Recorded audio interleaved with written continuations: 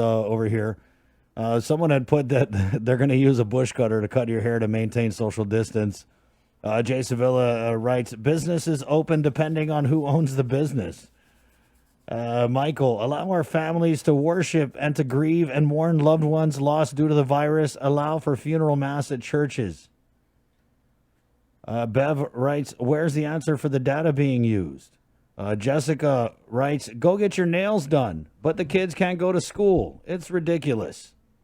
Rosemary writes, we're still in double digits for positive cases. Opening now is scary, but adults are responsible for their safety protocols.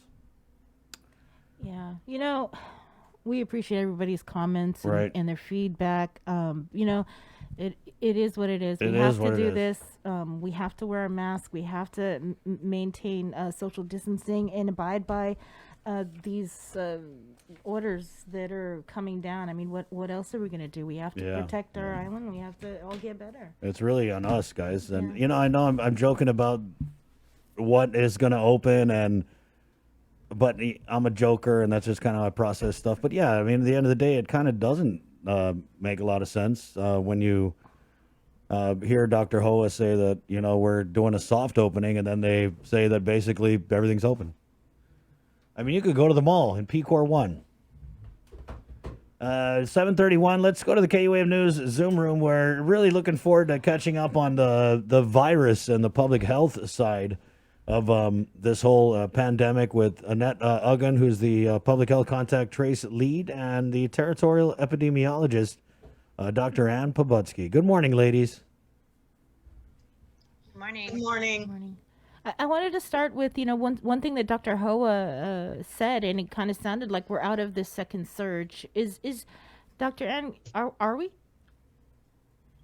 Our numbers have been decreasing, the number of positives, but we're still not back to where we should be. It's still kind of high. And the deaths that we've seen, 85% of the deaths that we've seen have been in the last 5 to 6 weeks. And that's because of the surge in August. And our cases are decreasing. Let's just hope it continues to be a sustained decrease. And let's see what happens as things open up and if people continue to follow the recommendations, which is social distancing, wearing masks, and especially no large gatherings. I do not know how people are going to deal with holidays coming up. Yeah. You got Thanksgiving and Christmas, and people are going to want to have parties. It's going to be really hard because, as Dr. Wen mentioned, these things go on for a long time. The 1918 influenza pandemic went up and down for a 2-year period. And I know there's dreams of a vaccine really soon, but we're not there yet. And even with the vaccine, Anthony Fauci was saying, you still have to wear masks. Mask wearing might be something that we all do, just like they do in Hong Kong. They wear, you always see the Chinese in Taiwan, Hong Kong, and China wearing a mask when they're in a crowd. And maybe that's something that we have to learn to live with, because this is not going to be the first emerging novel respiratory disease, given what's happening with development and climate, global warming, and what's happening around the planet. It's not going to be the only one. So we just need to see, hopefully, what happens if people can restrict themselves, and if the governor says no large gatherings. And I know they're talking about the schools, and that's going to take time because, not maybe little kids, toddlers, but kids can spread COVID-19. Yeah. They could be even super spreaders, and they're really good at spreading it in their household. If anybody knows who has children, that's, kids go to school and they get sick all the time between the age of 5 and 10, right? And then their immune system kicks in. So I think there's some special considerations for opening up the schools. Right. Yeah, I agree with you there, Dr. Ann. But wow, it kind of seems like you rained on the let's open the island parade a little bit. Let me ask you about holidays coming up, and just and the average person's mind. I feel like if they can go get a tattoo and go get their nails and their hair did, then they're probably thinking, oh, that's okay. Then why can't I have the family over for Halloween or Thanksgiving? So if, again, you could impress upon why they can't. Or even just have a party, but outdoors. That's probably safer. The issue is indoor environments are really great at spreading the virus. An outdoor barbecue, as long as it's not, 150 people, I'm sure people could. But see, I think the idea is to restrict large gatherings, Yeah. to continue to restrict large. I don't know what the number is. I haven't looked in detail at the guidance, It's but still prohibited, Doc. So there's no no gatherings. fiestas, Yeah, no no fiestas. church. Right. Yeah. But go to a restaurant and eat outdoors, right? With a limit of 6 people, 6 feet apart. Same household. Right. Same household. Right. Yeah. And Doc, we get it. I understand, and I don't want to put you guys in this place where you have to sit there and defend decisions that were probably made largely because of political pressure. I know that's not your job. But Annette, if we could just switch it over to you and find out about the week in testing that we conducted, who was getting tested, and if you could just kind of give us a little more insight on the results, because we didn't see as many tests conducted as we have in previous weeks. So if you could, we'll give you the floor and get a response. We actually continue to test the identified contacts at Northern Region Community Health Center on a daily basis, Monday through Saturday. This past week, too, we continued our outreach efforts at the Department of Corrections for their staff and the inmates that, we spread it out over several weeks to get everyone tested for that agency as well as the inmates. And then we did have for our frontliners, GPD, that we were able to test them as well. And so that is an ongoing effort. Again, we schedule with the various frontliners who are at higher risk because of their exposure and the contact they've had with, either those who were recently found to be positive or those who are quarantined individuals, and so they may have been exposed and possibly infectious. And so that's why we've worked with that frontline agency. And again, we will continue to schedule and test our contacts. We have some today and some tomorrow as well as those who are symptomatic. Our community health center has mentioned, actually since last week, we're seeing more people, who are symptomatic, influenza-like illness. And so, they are continuing to test them as well. And so we've seen our numbers go down. They're still double digits, but thankfully it's much lower than last month. And so we continue to go for that gradual decrease, but slowly reopening our community and our businesses and trying to find that balance. Right. And again, we have to continue monitoring, because if we see the cases start to increase again, that's something that, we're going to have to adjust again, what we've slowly been opening up. So again, just following the data that we have, what we're collecting, to help guide us, inform the PAG as well as the governor, and then have a consolidated discussions and put guidance forth for the governor on how to adjust, the various social distancing measures and what's allowed to open up and at what occupancy rate. And, Right. that's the big thing. I know you guys are honing in on the tattoo shops and the, getting your hair and your nails done. But again, it's only at 25% occupancy. So Right. that allows for these business owners to space it out. With tattoos, it's one-on-one, so you definitely have that minimal exposure, and so long as the businesses are implementing, which they have done. Right. All businesses are taking those necessary precautions because they themselves are at risk. By opening up, they have to consider now they may be exposing themselves to their patrons and bringing it home to their family. So that's something, again, slowly but surely, and that's why 25%, and then public health will be coming out with their additional guidance with the new executive order that has been signed. Right. And the governor and a lot of the high up government officials are talking about the gradual decrease in the number of positives. But it kind of seems like the positivity rate hasn't decreased as much as, it hasn't really I know there's been a gradual decrease. So I guess if you ladies could go into and kind of explain the numbers when we say that we are getting fewer positives, which is kind of true, but at the same time, we're also conducting fewer tests. So it's not like we're getting 28 positives with 1,000 tests run. I mean, I think the other day we had like 40 some positives with 400 tests. So are we really Correct. seeing less COVID because, of the way we're testing? Because the positivity rate, it looks like it's been like between 8 to 10% in the past just couple days. Right. So with the targeted testing that we've been really pushing these past several weeks, even before the surge in August, our focus was on those with highest risk because of their known exposure to a case, like the household members or close work contacts. So even though we're not testing as high in numbers, we are testing those who are at highest risk because of their known exposure, close proximity.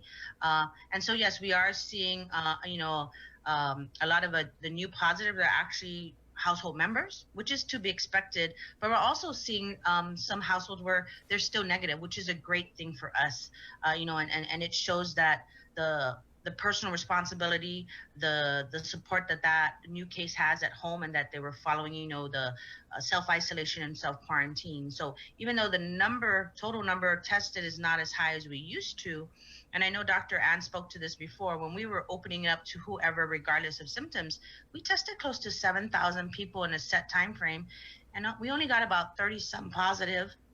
And of that 30 some, the 2/3 of them were identified contacts that my team had actually sent to those community outreaches to be tested. And so again, for the amount of effort that we put out there, and allowing everyone to come and be tested regardless of symptoms, and we had a small number turn out positive. Here we're seeing smaller numbers being tested, but we are still catching those contacts who are unfortunately turning into the new positive cases. I think I said this. Dr. Ann can probably give Right. details. Yeah. And I don't know if I could just interject a little bit and maybe talk about because you guys have brought this up before when we were doing the mass testing. We didn't really get a lot of positives, but that was a while ago, and I'm not sure if we would see the same results. But you guys are the experts, so Dr. Ann. Well, the mass testing that we had in August was that we did get a lot more positives, but that's because we had 1,500 people in one day and numerous other clinics involved. And that was during the surge.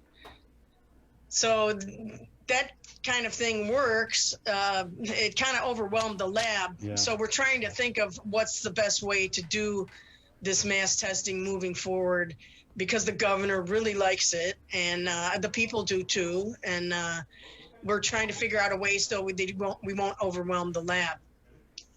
When you say the governor likes it and the people do too, from a public health standpoint, and I know you guys had said we got lower numbers when we did it a while ago, but is it a useful tool, do you think, from a public health standpoint, Dr. Ann?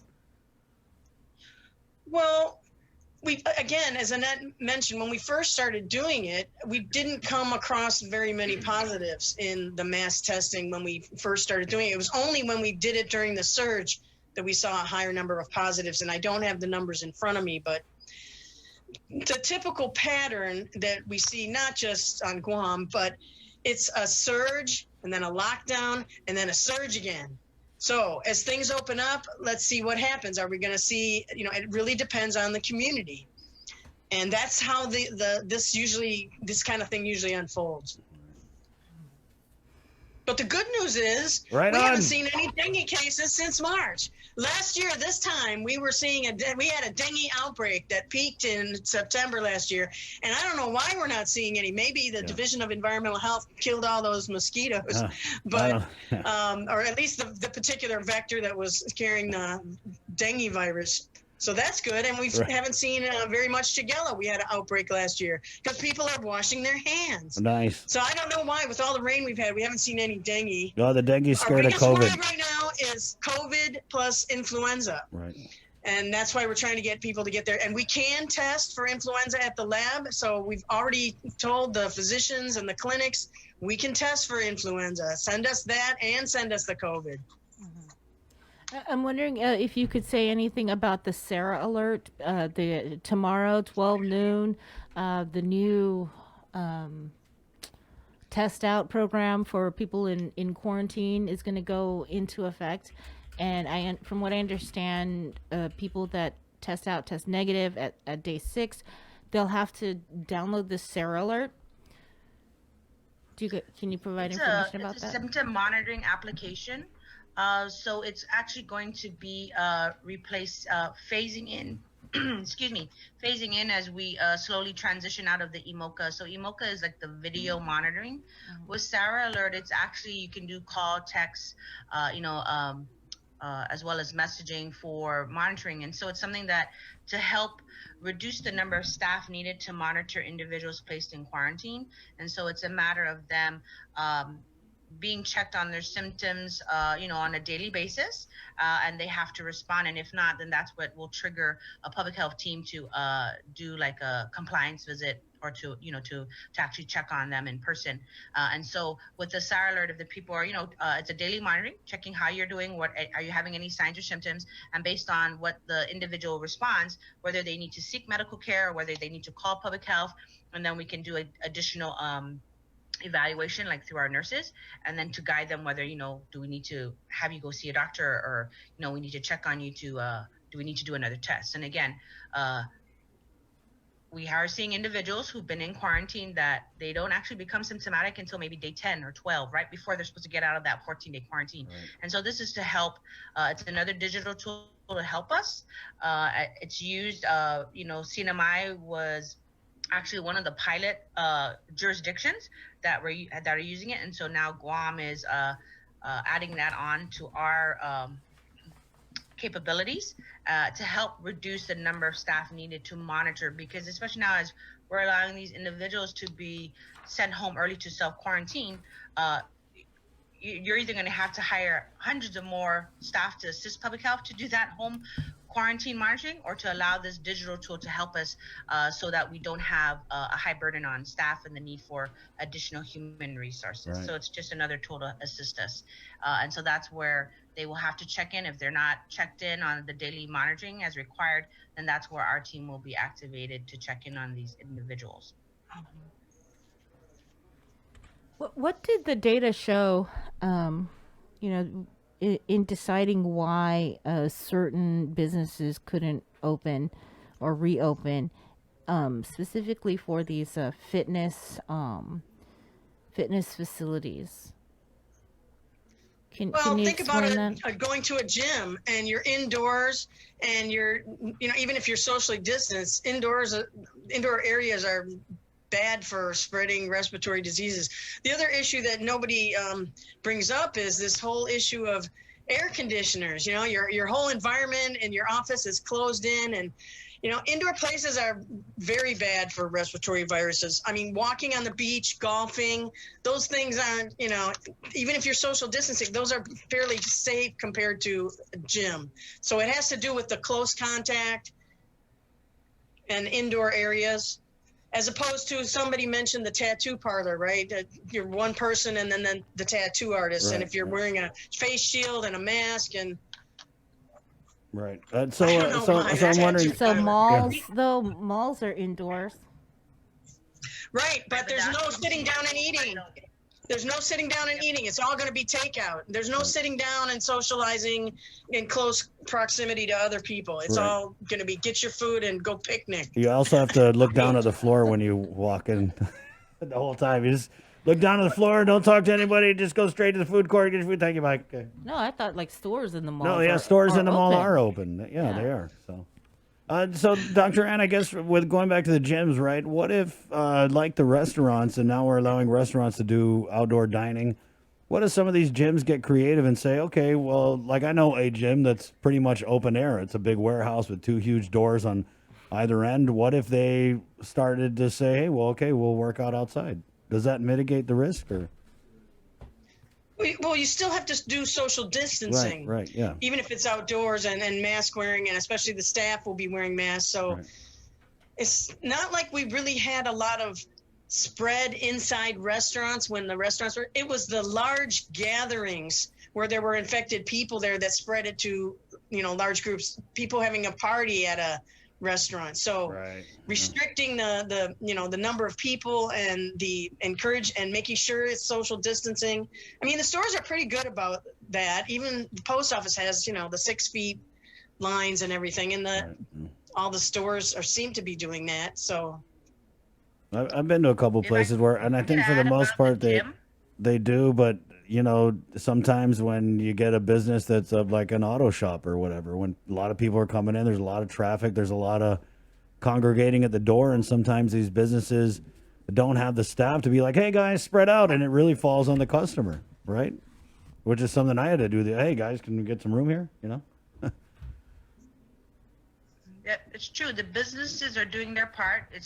Now it's on the individual to do their own personal responsibility to comply. And like you said, if those businesses don't have enough staff, so that's why again it's a island-wide effort. The businesses can't do it alone.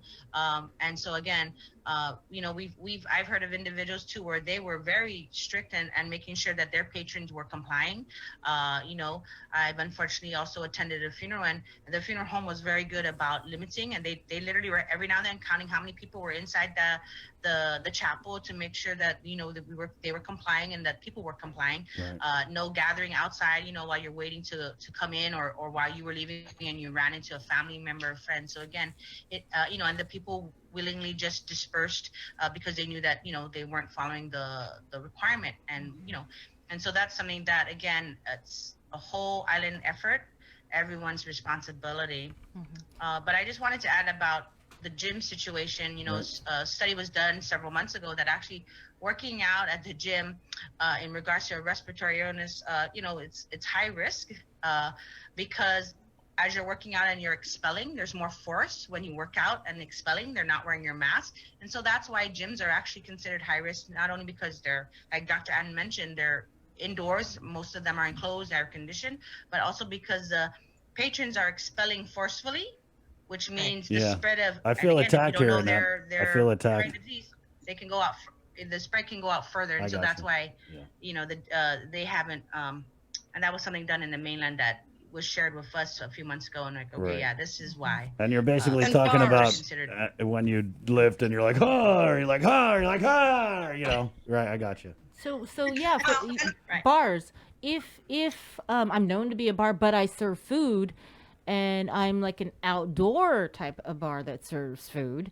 can I be open? That's the governor's call. I think it was just restaurants, but bars and churches, people are singing and praying and, respiratory. And people in bars, they're drinking, they're having a good time, they're probably laughing. Ha, ha, ha. All the great place for respiratory illness, especially if indoors. Outdoor bars, I don't see how that's an issue. But again, I don't know what the specific rules are about restaurants where you can sit down outdoors and have a glass of wine. I assume that's okay, as long as it's not a overcrowded kind of situation. Right. Yeah. I think the guidance I don't know is the details. it's, This just came out yesterday. yeah, it's same household and then minimum of 6 spaced Yes. 6 feet apart. Same household or Yes. family? Same household, right? Same house. So both eating and drinking establishments, so long as it's outdoors, allowed. And so that's what I know. Our department will be putting forth the guidance memo. Yeah. Off of what the new executive order that was signed yesterday. So that will be should be coming out by today. But definitely, yes, outdoor eating and dining is allowed. But the limitation, and again, practicing the social distancing with other patrons Right. from I'm different just households. curious though, why wouldn't the guidance come out first before the executive order? It would kind of eliminate some of the confusion. I mean, just No, seems like so it would make more sense. we have to wait for what is the official Yeah. on the executive order, and then that's what guides public health to put in detail what is allowed or not allowed. And again, Right. we put in our guidance Wait, as well so as the so they make the advisory group decision. to the government. Okay. Yeah. So who's making the decisions? So sorry? it's the governor makes the decisions, and then you guys just kind of write up the executive order to make those decisions happen. Right. It's also We provide our informed. guidance and recommendation. Right. Yeah. Sorry, it's also informed by the physicians advisory Yeah. group, Yeah. Yeah. and they look at the numbers. Dr. Felix Cabrera have you had him on yet? Oh, He's yeah. got lots and lots of graphs. Okay, He's got a lot of He, pictures. he was Yeah. in court Yeah. yesterday Yeah. for a long Yeah. time. No, we get it. But We, Yeah. he's the one who kind of compiles the data as well as data from public health, and Right. they try to make an informed decision with the group, and then they provide that information to the governor. right. And then they said it's ultimately the governor's call, which I mean she's the governor, so Yes. yeah. So that's why they're writing the stuff up the day after. So they're on the same boat as us, pretty much. Hey, welcome to the Last to Know Club. All right. Just real quickly again. So beach bars may be allowed to open if you go to the bar with your family and living in the same household. Hey kids, let's go get a Yeah, couple right. rounds with Dad. No, order a burger. It's Your cool. household versus your entire extended family. Right? Order a burger. We're cool. We just order a As burger. as long as you order food. Yeah. Yeah. Okay, that's what it looks like. Eating and drinking establishments are allowed, but yes, it's limited to your household of 6 in a group, and then you have to be socially distanced from the other group that's availing of that eating or drinking establishment services. Yeah. Okay. Got it. I think. We're just a few minutes from the top of the hour. So, Dr. Ann, when we opened the conversation, you said that the surge is still pretty high. What were her words exactly? Dr. Ann, go ahead. Yeah, you said still kind of high, right? And then we had Dr. Hoa before you talking about soft openings. But before that, when we were in PCOR 3, we were told by a lot of people who came on the show that the surge we're sitting in now was a result of people going out and gathering and doing all the things that were allowed in PCOR 3. So how do we avoid repeating history this time around? There's always a lag between when someone is, exposed and then gets ill and then gets tested. And it's just like the deaths. Most of these deaths occurred after weeks and weeks in the hospital with these people with chronic conditions. So there's always that lag. The deaths we were seeing were because of the surge last month. They got sick, they were hospitalized, they were there for weeks, they were trying to treat them. Some people recovered. The deaths obviously did not. So there's always a lag time. But we are seeing a decrease, and it's not exactly where we want to be, but the governor wants to start opening up again and see probably how people respond and see what the behavior is going to be like with this soft kind of opening. Will people behave? Are we going to see another surge and then have to shut it all down right before Thanksgiving and Christmas? So Halloween's coming up. Don't forget that. there you go. There's another one. How do we deal with Halloween, Dr. Ann? Yeah. She's like, go ask the that's a good PAG. question. We've been talking about it. Yeah. No, or it's going to be like a drive-by Curbside trick-or-treating. I mean, those are some things that... Or mask. You're wearing a face shield. Get the kids masks. They can decorate the mask with a monster motif or something, or a ghost. I mean, the face shields, those are cheap. Yeah. Maybe we can do something like that. Hey, if we canceled Easter, I mean, we might canceled as well Easter. cancel That's right. Halloween. Right. Just Hey, keep this your is receipts, guys. Keep your receipts. I want to do Halloween in July next year. Okay, so I guess in closing, Bree, did you have anything else? No. Are we?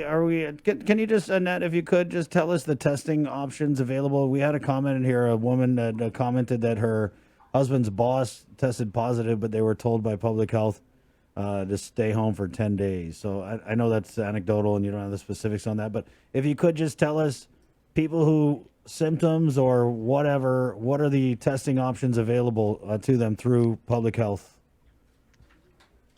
Well, we have high capacity for testing right now. Sorry, Annette, go. No, go ahead, Doc. Yeah, we are testing again for contacts at Northern Public Health for individuals who are symptomatic. The nurses too will screen them and test up there. There is a limited number for just the symptomatic individuals. Private clinics, which again we just started doing that in August, is where we have our private partners who have some of the Abbott ID machines that we've distributed to them are also helping test the community. So the opportunities for testing has increased over, since the start of this outbreak response. So we have more of our partners, like AMC has the Abbott machine, JRMC. GMH is taking care of their patients there. And then we have also at One Love Pediatrics, Guam Medical Care, which is Dr. Galgo. are some of the first ones that have it, and so we're trying to expand the number of private providers that individuals can also go get seen if they're symptomatic and want to be tested, and so that's their option there. More information is forthcoming in regards to the rescheduled UMATIC community testing event that was postponed due to the weather. And so that one, the flyer will be formalized and finalized and be sent out to the media to let everybody know when's that rescheduled date. And again, as Dr. Ann had mentioned previously, we are working on scheduling for additional community testings down the road, and that is something, yes, the governor would like to see it, as well as for public health to offer that to the community to give additional opportunities for testing services. Right. Yeah, because we are seeing that also, again, in the news where people are showing up at the emergency room already on death's door and then testing positive for COVID. Right. Yeah. So it's concerning. Yes. And again, we please, and that's something that I know has been emphasized from the healthcare side and in the media and everything, is that just don't take this lightly. Some people, yes, are waiting, unfortunately, until it's really severe before they seek medical care and have to go to the hospital. So if you're having any symptoms, to please call your primary doctor and get guidance. They can give you information whether you need to come in and be seen, what testing you may need to have, and whether it's so severe that you may need to go to the hospital. But as much as possible, we are trying to have people avoid going to the hospital, even for some things that end up being minor, because the hospital is already overwhelmed. We need to really decompress them and have them focus on the truly high risk emergency situations. Right. And already there, we don't want to send any more people who are waiting to be seen because it's minor symptoms, or it's only been 1 or 2 days. But if it's serious, please seek medical attention and get the medical assistance that you need. Right. You have any update on the testing at DOC? I think Anton Uggan was saying that they should be testing this week. Yes, we've been testing individuals, and so far that from the samples that we've taken care of, they are all negative, and so that's a good sign. DOC too has really stepped up their measures to prevent the introduction of the virus, be it through their staff or at for the inmates or detainees, because again, as congregate setting, they are at high risk, and so this is part of our testing plan that we have to test the congregate setting, and so we will work on continuing the testing with them throughout the next few months, because they are high risk and they're one of our targeted groups that we want to do continue testing throughout this outbreak response. What about booze cruises? Sorry, we just had a comment. Are booze cruises allowed? That will come out in more detail. It's technically outdoor, right? If you're out on the deck. The issue is the crowding inside the boat. And again, so that public health guidance will address that in more detail with the guidance that will be coming out, which should be out by today. Like at 5:55? Hopefully sooner, but yes, that's something that it's a collaborative effort within our department. Yeah. Well, we got deadline, girl. We got deadline. Yeah, we want to make sure because it's the weekend. Yeah. So. It's tomorrow, yeah. The executive order kicks in tomorrow, so yes, we will have to have it out by today. Right. Dr. Ann, final words? We are seeing, we're getting a little bit more help. We've got some people funded by the CDC Foundation for at least limited term appointments, helping us with case investigation, contact training.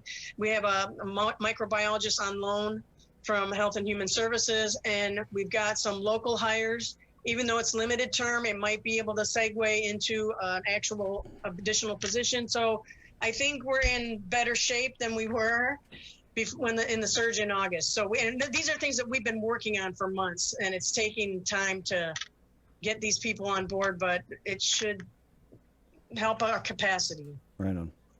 All right. Annette, thank you. Thanks, ladies. Thank you. Stay safe. Stay safe. Yeah, stay home. When are we going to get our tats, guys? Your what? We gotta get we're our gonna get tats. tatted up. Scheduled by appointment. Dr. Ann, we're making an appointment. Just go up to Northern. Right on. They'll Okay. swap. Well, are you symptomatic? Are you No, close Doc. contact? I Tattoos. said tats. We gotta get Yeah, the we're link. gonna get our Tattoos. I want to get a teardrop. A Laddie Stone, though. No, don't It'll do be that. like a teardrop, Don't but do with a that. Laddie Stone. Is that approved? Are we able to get Laddie Stone? Okay. Thank you, ladies. We'll see you. Okay. That's that. Okay, bye. 804.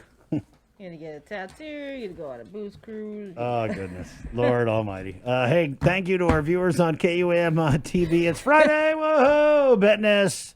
Hi. Estajos. Jump on over to the breeze. KUAM FM and Agutney Guam 93.9.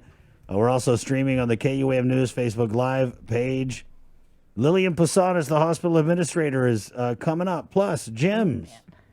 We're going to hear from some of the gyms. Yeah, we're gonna have who do we have on? We got Ian from Bridge Fitness, Gabe from Carlson Gracie, JJ from Steel, and Sam from Custom Fitness. We also got Peggy Denny coming up on the show, and 9:15 childcare.